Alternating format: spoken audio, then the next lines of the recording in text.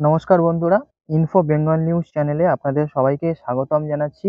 লোকসভা ভোটের খুব যে বেশি বাকি নেই সেটা আমরা প্রত্যেকেই বুঝে গেছি। চারিদিকে যেমন পার্টির নেতাদের মিটিং চলছে, তাদের অনেক সভা চলছে, তেমনই একটা চাপানোতর চলছে। সেখানে সেখানে আমরা মিডিয়াতে দেখতে পাচ্ছি বিভিন্ন নেতারা বিভিন্ন রকম কথা বলছে। আর পশ্চিমবঙ্গে যখনই ভোট হয়, সেটা লোকসভা ভোট হোক, বিধানসভা ভোট হোক, পঞ্চায়েত ভোট হোক, যেকোনো ভোট হোক না কেন, প্রত্যেকটা ভোটের সময়ই একটা করে যে তরজা হয় বা নাটক হয়, এটা কিন্তু আমরা প্রত্যেকেই জানি। এবং পশ্চিমবঙ্গবাসীর কাছে ভোট আসা মানে এটা একটা উৎসবের মতো, সেটা আমরা জানি। এবং ভোটের সময় কত যে খুনোখুনি হয়, কত মানুষের যে প্রাণ যায়, সেটা আমাদের কারোরই জানতে বাকি নেই। আর এই যে লোকসভা ভোট সামনে আসছে, সেই লোকসভা ভোটকে কেন্দ্র করে একটি নতুন আপডেট এই ভিডিওর মাধ্যমে আপনারা জানতে চলেছেন। আপনারা জানতে পারবেন যে বিজেপি, টিএমসি এই দুটো দলকে নিয়ে, অর্থাৎ টিএমসি আমাদের রাজ্যে এখন রুলিং পার্টি, আর বিজেপি হলো সবথেকে বড় অপোজিশন, সেটি পশ্চিমবঙ্গ রাজ্যের দিক থেকে দেখলে। এবং এই দুটি দল তাদের যে প্রার্থী রয়েছে সেটি কোথায়, কোন প্রার্থী দাঁড় করাচ্ছে, সম্পূর্ণ আপনি জেনে যাবেন। প্রতি জেলা ওয়াইজ আপনি এখানে জানতে পেরে যাবেন। ইতিমধ্যেই যে ঘোষণা করা হয়ে গিয়েছে লোকসভা নির্বাচনের নির্ঘণ্ট, সেটি কিন্তু আমাদের প্রত্যেকেরই জানা রয়েছে। এবং আপনাদেরকে আরও একবার জানিয়ে রাখি যে আগামী এপ্রিল মাসের ১৯ তারিখে রয়েছে লোকসভা নির্বাচনের প্রথম যে দফা, তার সেই দফার ভোট। এবারে মোট ৪৭ দিন ধরে চলবে নির্বাচন প্রক্রিয়া। ১৯শে এপ্রিল শুরু হবে ভোট এবং শেষ হবে ১লা জুন। ভোটের রেজাল্ট প্রকাশ্যে আসবে ৪ জুন, অর্থাৎ ঠিক ৩ দিন পরেই কিন্তু আমরা রেজাল্ট পেয়ে যাব। মোট ৭টি দফাতে ভোট গ্রহণ করা হবে, কম বেশি আমরা এটিও সবাই জানি। এবং চলতি লোকসভা নির্বাচনে থাকছে বাড়িতে বসে ভোট দেওয়ার সুযোগও। একটা নতুন জিনিস আমরা কিন্তু এবছর জানতে পারছি। যে সমস্ত মানুষরা ৮৫ বছরের ঊর্ধ্বে এবং যারা ৪০% শারীরিকভাবে অক্ষম, তাদের জন্য এই বিশেষ সুবিধা করে দেওয়া হবে। ভোটের দিনক্ষণ প্রকাশ্যে আসার পরই প্রার্থীর তালিকা প্রকাশ করেছে তৃণমূল এবং বিজেপি দুটো দলই। কোন কেন্দ্রে কে প্রার্থী হচ্ছে সেটি আজকে এই ভিডিওর মাধ্যমে আপনি জেনে নিন। প্রথমেই অপোজিশন পার্টি হিসেবে যে বিজেপি আছে, সেই বিজেপির লিস্ট তালিকা আমি আপনাদেরকে জানিয়ে দিচ্ছি। কেন্দ্র হলো কোচবিহার, সেখানে দাঁড়িয়েছে নিশীথ প্রামাণিক। আলিপুরদুয়ারের যে কেন্দ্র আছে, সেখানে মনোজ টিগ্গা নামের একটি ব্যক্তি দাঁড়িয়েছেন। বালুরহাট বালুরহাট কেন্দ্রের জন্য সুকান্ত মজুমদার। মালদা উত্তর কেন্দ্রের জন্য খগেন মুর্মু। মালদা দক্ষিণ যে কেন্দ্র আছে, সেখানে শিরূপা মিত্র চৌধুরী। বহরমপুর কেন্দ্রের জন্য নির্মল কুমার সাহা। মুর্শিদাবাদ কেন্দ্রের জন্য গৌরী শঙ্কর ঘোষ। রানাঘাট কেন্দ্রের জন্য জগন্নাথ সরকার এবং বনগাঁ কেন্দ্রের জন্য শান্তনু ঠাকুর, এই সমস্ত ব্যক্তিরা দাঁড়িয়েছেন। এবং জয়নগর যে কেন্দ্র রয়েছে, সেখানে অশোক কান্ডারি। যাদবপুর কেন্দ্রে অনির্বাণ গাঙ্গুলি। হাওড়া কেন্দ্রে রথীন চক্রবর্তী। হুগলি কেন্দ্রে লকেট চট্টোপাধ্যায়। কাঁথি কেন্দ্রে সৌমেন্দু অধিকারী। ঘাটাল কেন্দ্রে হিরণময় চট্টোপাধ্যায়, অর্থাৎ যে হিরোকে আমরা দেখি বাংলা সিনেমাতে হিরণ, সেই দাঁড়িয়েছে। পুরুলিয়া কেন্দ্রে জ্যোতির্ময় সিং মাহাতো। বাঁকুড়া কেন্দ্রে সুভাষ সরকার। বিষ্ণুপুর কেন্দ্রে সৌমিত্র খাঁ। বোলপুর কেন্দ্রে প্রিয়া সাহা।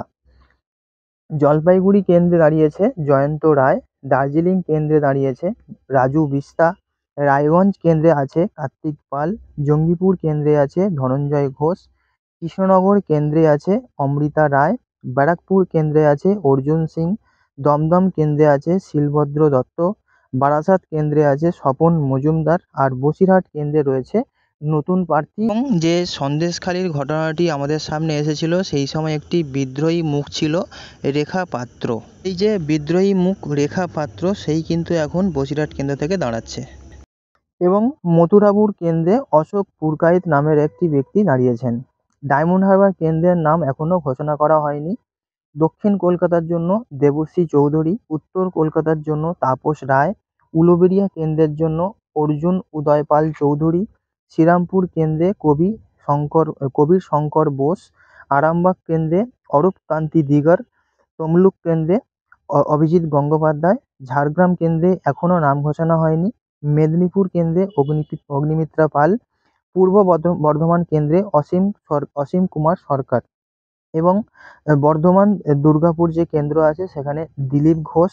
আসানসোল এই কেন্দ্রে কোনো ঘোষণা হয়নি এখনো, এবং বীরভূম কেন্দ্রেতেও এখনো কোনো নাম ঘোষণা করা হয়নি। অর্থাৎ যেমনটা আপনারা দেখতে পেলেন যে ৪২টি আসনের মধ্যে এখনো ৪টি সিট আছে যেখানে কোনো রকম ঘোষণা করা হয়নি সেখানে কোন প্রার্থী দেওয়া হচ্ছে। এবং পাশাপাশি যে তৃণমূলের যে লিস্ট আছে সেখানে তৃণমূলের পুরো ৪২টা আসনে কারা কোথায় দাঁড়াচ্ছে আপনি এবার সেটি জেনে নিন। তো তৃণমূলের যে প্রার্থী তালিকা রয়েছে সেখানে আলিপুরদুয়ার থেকে দাঁড়িয়েছে প্রকাশচিক বড়াইক, আরামবাগ কেন্দ্র থেকে দাঁড়িয়েছে মিতালি বাগ, আসানসোল কেন্দ্রে আছে শত্রুঘ্ন সিনহা, বহরমপুর কেন্দ্রে আছে ক্রিকেটার ইউসুফ পাঠান, বালুরঘাট কেন্দ্রে আছে বিপ্লব মিত্র, বনগাঁ কেন্দ্রে আছে বিশ্বজিৎ দাস, বাঁকুড়া কেন্দ্রে আছে অরূপ চক্রবর্তী, বারাসাত কেন্দ্রে আছে কাকলি ঘোষ দস্তিদার, পূর্ব বর্ধমান যে কেন্দ্র সেখানে ডক্টর শর্মিলা সরকার দাঁড়িয়েছেন। এছাড়া ব্যারাকপুর কেন্দ্রে রয়েছে পার্থ ভৌমিক, বসিরহাট কেন্দ্রে আছে হাজী নুরুল ইসলাম, বীরভূম কেন্দ্রে আছে শতাব্দী রায়, বিষ্ণুপুর কেন্দ্রে আছে সুজাতা মণ্ডল, বোলপুর কেন্দ্রে আছে অসিত মাল, এবং বর্ধমান দুর্গাপুর যে কেন্দ্র আছে সেখানে কীর্তি আজাদও একজন ক্রিকেটার, প্রাক্তন ক্রিকেটার। কোচবিহার কেন্দ্রে রয়েছে জগদীশ চন্দ্র বাসুরিয়া, দার্জিলিং কেন্দ্রে আছে গোপাল লামা, ডায়মন্ড হারবার কেন্দ্রে আছে তৃণমূল সরকারের বা তৃণমূল পার্টির যে সর্বভারতীয় প্রধান মুখ ভবিষ্যতের অভিষেক বন্দ্যোপাধ্যায়, দমদম কেন্দ্রে রয়েছে সৌগত রায়, ঘাটাল কেন্দ্রে রয়েছে দেব, আমরা সবাই দেবকে চিনি, অভিনেতা, এবং হুগলি কেন্দ্রে রয়েছে রচনা বন্দ্যোপাধ্যায়। এই নামটাও নতুন কিন্তু এই মুখ সবাই চেনে দিদি নাম্বার ওয়ানের জন্য। হাওড়াতে রয়েছে প্রসূন বন্দ্যোপাধ্যায়, যাদবপুরে সায়নী ঘোষ যে একটি বিতর্কিত মন্তব্য করে কত যে ট্রোলিং হয়েছে, কত যে বিতর্কিত ঘটনা ঘটিয়েছে সেটা আমরা প্রত্যেকেই জানি। জলপাইগুড়ি রয়েছে জলপাইগুড়ি কেন্দ্রের নির্মল চন্দ্র রায়, জঙ্গিপুর কেন্দ্রে রয়েছে খলিলুর রহমান, ঝাড়গ্রাম কেন্দ্রে রয়েছে কালীপদ সোরেন, জয়নগর কেন্দ্রে রয়েছে প্রতিমা মণ্ডল, কাঁথি কেন্দ্রে রয়েছে উত্তম বারিক, এবং দক্ষিণ কলকাতা কেন্দ্রে রয়েছে মালা রায়। পাশাপাশি কলকাতা উত্তর অর্থাৎ উত্তর কলকাতা কেন্দ্রে রয়েছে সুদীপ বন্দ্যোপাধ্যায়, কৃষ্ণনগর কেন্দ্রে রয়েছে মহুয়া মৈত্র, মালদা দক্ষিণ যে কেন্দ্র সেখানে শাহনওয়াজ আলী রহমান, মালদা উত্তর কেন্দ্রে রয়েছে প্রসূন বন্দ্যোপাধ্যায়, মথুরাপুর কেন্দ্রে রয়েছে বাপি হালদার, মেদিনীপুর কেন্দ্রে আছে জুন মালিয়া, মুর্শিদাবাদ কেন্দ্রে আছে আবু তাহের খান, পুরুলিয়া কেন্দ্রে আছে শান্তিরাম মাহাতো, রায়গঞ্জ কেন্দ্রে আছে কৃষ্ণ কল্যাণী, রানাঘাট কেন্দ্রে আছে মুকুটমণি অধিকারী, শ্রীরামপুর কেন্দ্রে আছে কল্যাণ বন্দ্যোপাধ্যায়, তমলুক কেন্দ্রে আছে দেবাংশু ভট্টাচার্য, উলুবেড়িয়া কেন্দ্রে আছে সাজদা আহমেদ। আপনারা এখন ফুল তালিকা প্রার্থী জেনে গেলেন যে বিজেপির থেকে কারা দাঁড়াচ্ছে, সেখানে 4টি সিট এখনো বাকি, এবং টিএমসি পার্টির থেকে অর্থাৎ তৃণমূল কংগ্রেস থেকে পুরো ৪২টি আসনের নাম প্রকাশ করে দেওয়া হয়েছে।